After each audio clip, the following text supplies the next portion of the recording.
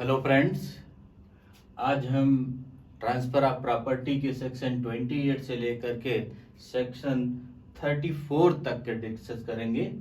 इसका सेक्शन 28 कहता है अल्टीरियर ट्रांसफर कंडीशनल इन हैपनिंग और not happening of specified events. इसको समझ लेते हैं एक एग्जाम्पल से। इन्होंने कहा कि अल्टीरियर ट्रांसफर कंडीशनल इन हैपनिंग और नॉट हैपनिंग। कंडीशन क्या हो? हैपेंड हो, घटित हो या न घटित हो। स्पेसिफाइड इवेंट्स घटित हो या न घटित हो, वो प्रॉपर्टी अदर को ट्रांसफर हो जाएगी। जैसे ए एक कंडीशन रखता है स्पेसिफाइड अनसर्टेन इवेंट्स शैल हैपन, कि ऐसी घटना हो जाएगी।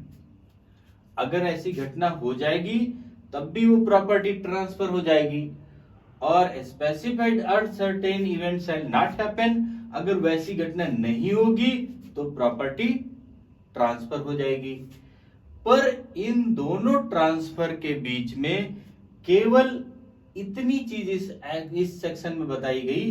The rule contain in section 10, 12, 21, 22, 23, 24, 25 and 27।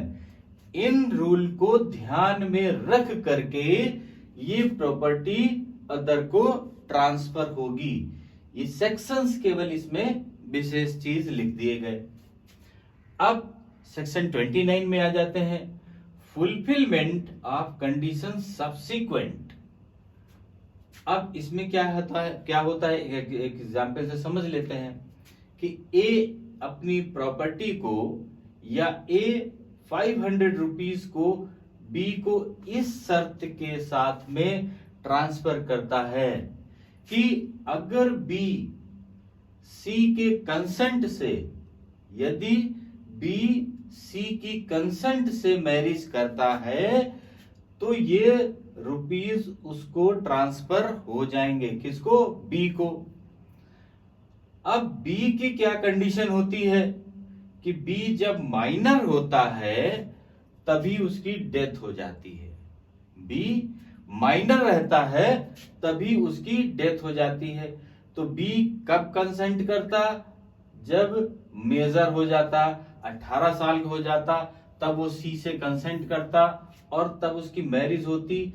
तब इसके द्वारा जो कंडीशन लगाई गई वो फुलफिल होती।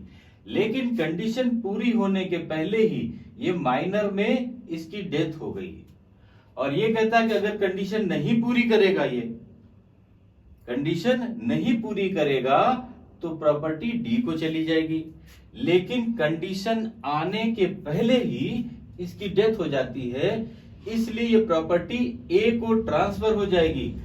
अगर ये बी मेजर हो जाता और सी से कंसेंट नहीं करता, मैरिज कर लेता, तब ये प्रॉपर्टी, ये 500 रुपीज किसको ट्रांसफर हो जाते?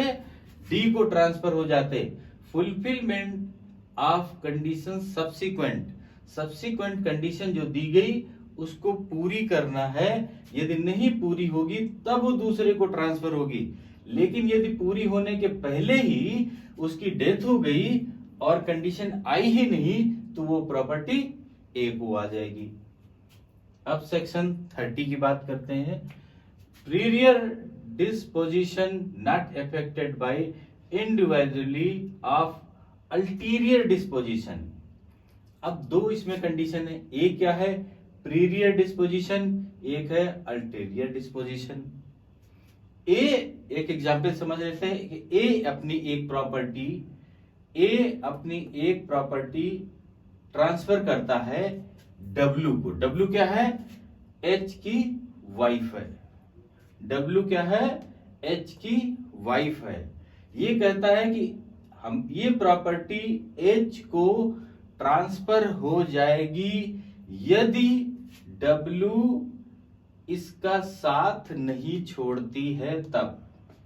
मतलब डब्ल्यू अगर हस्बैंड के साथ ही, वाइफ अगर हस्बैंड के साथ ही लाइफ लॉन्ग रहती है तो ए जो प्रॉपर्टी ट्रांसफर कर रहा है वो बी को एच को मिल जाएगी। अब इसमें देखो डब्ल्यू क्या है, वाइफ क्या हो गई, वाइफ हो गई हमारी प्रीरियर डिस्पोजिशन, और एच क्या हो गया, अल्टीरियर डिस्पोजिशन। तो यहां पर डब्ल्यू का कोई रोल नहीं है। डब्ल्यू क्या है, केवल इसका साथ, हस्बैंड का साथ रखती है और ये प्रॉपर्टी एच को ट्रांसफर हो जाती है। तो सेक्शन 30 में यही कहा गया, प्रीरियर डिस्पोजिशन नॉट इफेक्टेड, ये कोई इफेक्ट नहीं है इसका by individually at of ulterior disposition, इसके पोजीशन पर इसका कोई इफेक्ट नहीं पड़ रहा है। अब सेक्शन 30 के बारे में आ जाते हैं। Condition that transfer shall cease to have effect in case specified uncertain event happen और डज नॉट हैपन। वो कंडीशन घटित हो या न घटित हो। अब इसमें एक एग्जांपल से समझ लेते हैं, इजी तरीके से समझ में आ जाएगा कि ए एक फार्म हाउस है, ए का एक फार्म हाउस है और वो बी को ट्रांसफर करना चाहता है। शर्त क्या रखता है, प्रोविजो क्या है कि B cut down a certain wood, B अगर जंगल को कट कर देता है, काट डालता है, तो वो फार्म बी को ट्रांसफर हो जाएगा। इजी तरीके से समझ लेते, ए एक फार्म बी को ट्रांसफर करना चाहता है, ए शर्त रखता है कि बी अगर उसके जंगल को समाप्त कर देता है, जंगल को काट देता है, तो वो फार्म ए का फार्म बी को ट्रांसफर हो जाएगा।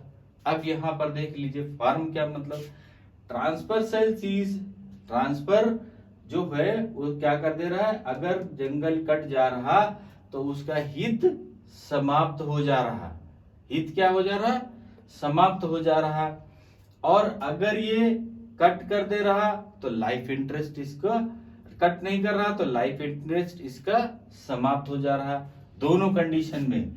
तो यहां कह रहा है condition that transfer shall cease to have effect, वो इफेक्ट कर रहा है in case specified uncertain event, उस इवेंट अनसर्टेन इवेंट जो दिया गया है वो क्या कर रहा है, उस पर इफेक्ट डाल रहा है, इवेंट हैपेंड और डज नॉट हैपन, वो करे तब भी और नहीं करे तब भी। अगर ये जंगल कट कर देता है तो इसको फार्म हाउस मिल जाता है पर उसका लाइफ हित समाप्त हो जाता है, अगर नहीं कट करता है तो इसको फार्म हाउस नहीं प्राप्त होता है कंडीशन के अनुसार।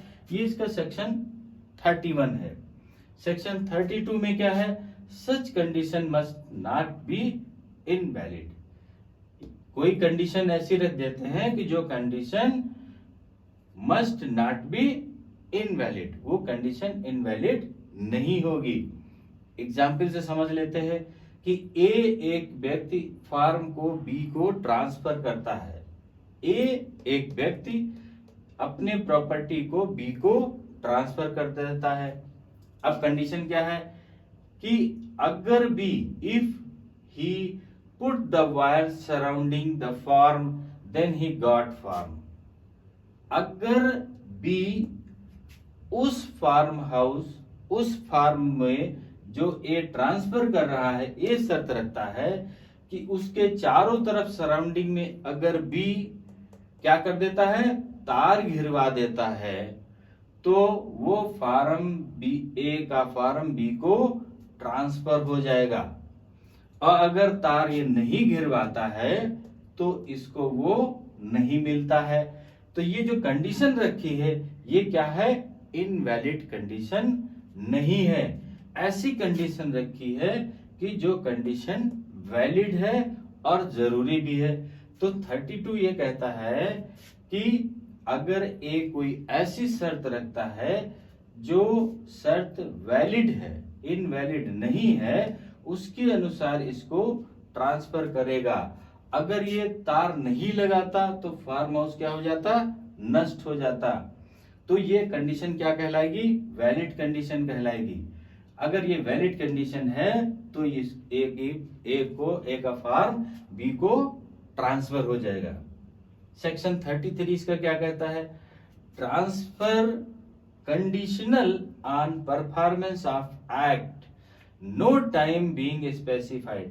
कंडीशनल परफॉर्मेंस ऑफ एक्ट, और उसमें क्या होना चाहिए? नो टाइम बीइंग स्पेसिफाइड, कोई टाइम लिमिट नहीं दिया होना चाहिए। अब इसको एक एग्जांपल से समझ लेते हैं कि ए एक व्यक्ति है और वो अपनी प्रॉपर्टी बी को ट्रांसफर करना चाहता है, बी को ट्रांसफर करना चाहता है। अब ए उसमें एक शर्त रखता है, इसके अंदर ट्रांसफर कंडीशनल, कैसी शर्त होनी चाहिए?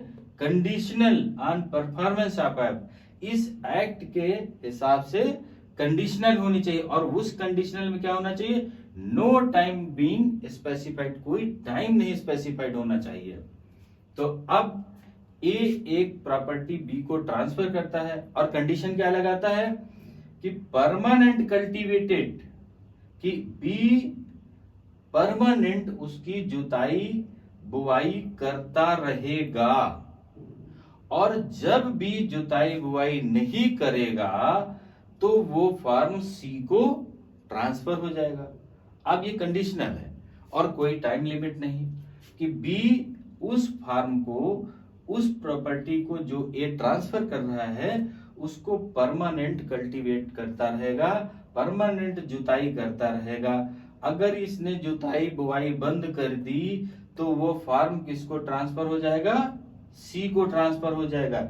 If not cultivated then transfer to C. अब इसमें क्या कहा गया? कोई टाइम लिमिट नहीं दिया गया।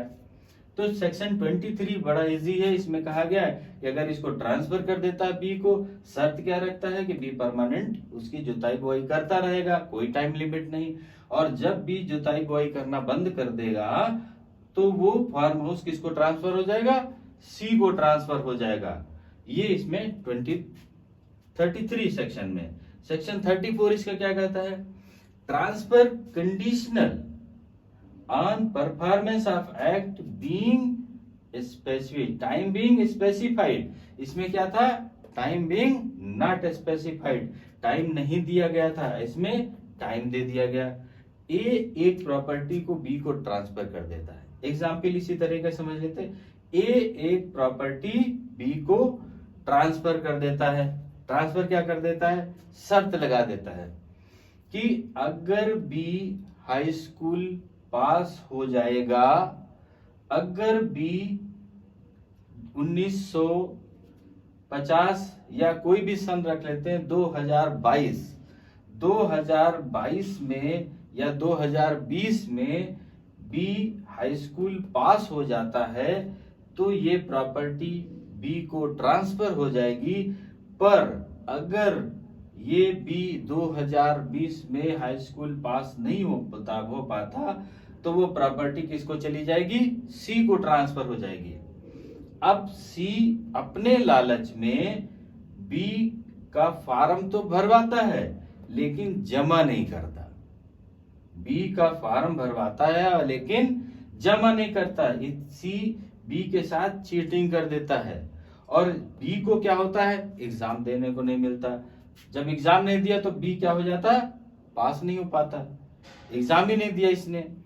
तो अब ये प्रॉपर्टी सी को ट्रांसफर हो जानी चाहिए, लेकिन नहीं, ए को पता चल जाता है कि सी ने बी के साथ में धोखाधड़ी की, फोर्जरी करी, इसका इसने फॉर्म ही नहीं भरा है, इसको एग्जाम देने को नहीं मिला, वो घटना करने के लिए इसको मिली ही नहीं, तो ये पास कैसे होता है? तो इसलिए ऐसी घटनाओं के लिए सेक्शन 34 है। ये क्या करेगा? इसको वो टाइम 1 साल जो इसके साथ में सी ने फ्रॉड किया मिलेगा। इसको 2021 में फिर से फॉर्म भराया जाएगा और जब ये 2021 में हाई स्कूल पास कर लेगा तो इसकी प्रॉपर्टी ए की बी को ट्रांसफर कर दी जाएगी। इसमें कहा गया यही कि उसको टाइम मिलेगा जितना टाइम इसके साथ में फ्रॉड किया गया है। इसको एक बार फिर से समझ लो। ए अपनी इस शर्त के साथ प्रॉपर्टी बी को ट्रांसफर कर देता है कि बी 2020 में हाई स्कूल पास करेगा। सी बी का फॉर्म भरवाता है, लेकिन ये फॉर्म स्कूल में जमा नहीं करता और बी को एग्जाम देने को नहीं मिलता और ये 2020 में क्या होता है, नहीं पास कर पाता, तो इसकी कंडीशन फेल हो गई। लेकिन ए को पता चल जाता है कि सी ने स्कूल में फॉर्म नहीं जमा किया, इसलिए ये एग्जाम नहीं दे पाया, तो पास फेल की कोई बात नहीं। तो इसका 1 साल जो बेकार हुआ वो टाइम लिमिट इसमें फोर्जरी का ऐड हो जाएगा और 2021 में अगर ये पास होता है तो ये प्रॉपर्टी इसको ट्रांसफर हो जाती है। सी अपने फायदे के लिए जो फोर्जरी करता है उसका टाइम बी को मिलेगा। तो ये सेक्शन 28 से सेक्शन 34 तक विद एग्जाम्पल समझाए और इनमें से उम्मीद है कि आप समझ में आ गए होंगे। सेक्शन 35 से हम नेक्स्ट वीडियो मिलते हैं। ओके, थैंक यू, जय हिंद।